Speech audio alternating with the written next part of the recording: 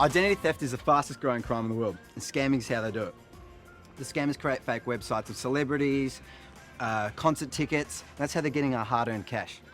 There's over 1 billion people on social media, so if you can scam just 1%, that's 10 million people that you can scam. 10 million people, that is big bucks. And they're getting really good at doing it these days, so it's very hard to tell what's real and what's not.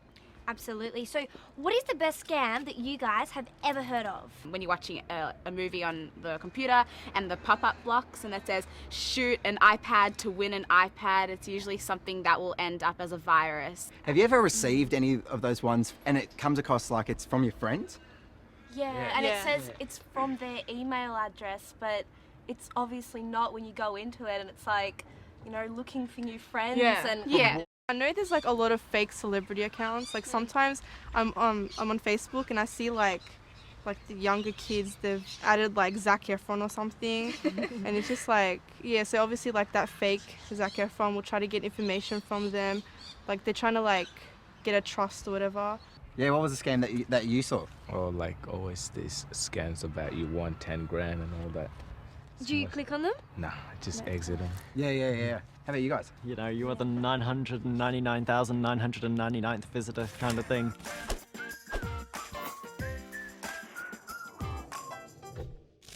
We're here with cyber safety guru Greg Gebhardt. So Greg, what I want to know is how do you pick a scam?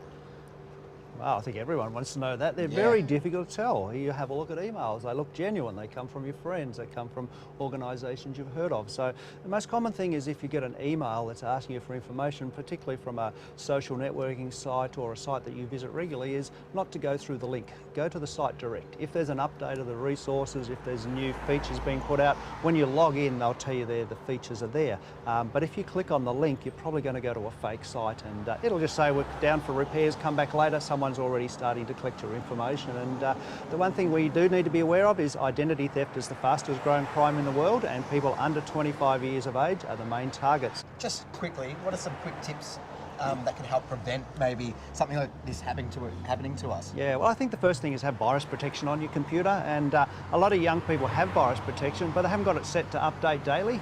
You know, on my computer, I have mine updating every 20 minutes. I'm on the internet, and there are often several updates per day. So that's the first line of protection, particularly from a thing called keystroke loggers. It's when someone puts a little virus program on your computer that can record everything that you type on the keyboard, so they will get your username and password. Now, virus protection will prevent that. The second part is anything that sounds too good to be true generally is. So if it's free, unfortunately, no one's going to give you something free on the internet.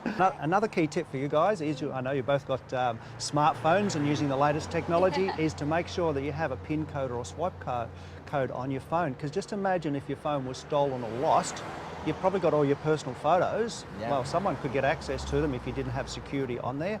You've probably got perhaps even online banking starting to think about that. Someone could get access to your bank.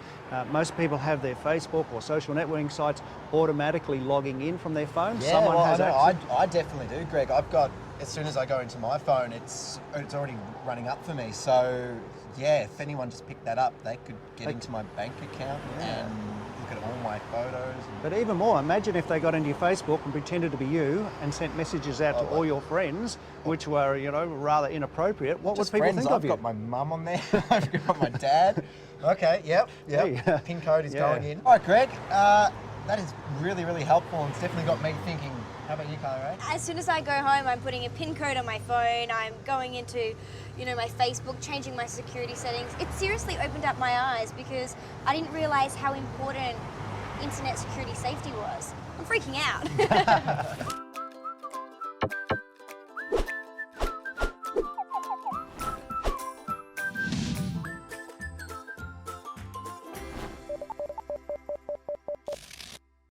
The video concludes with an end credit of the Australian Government crest alongside the title Office of the Children's eSafety Commissioner and the URL www.esafety.gov.au.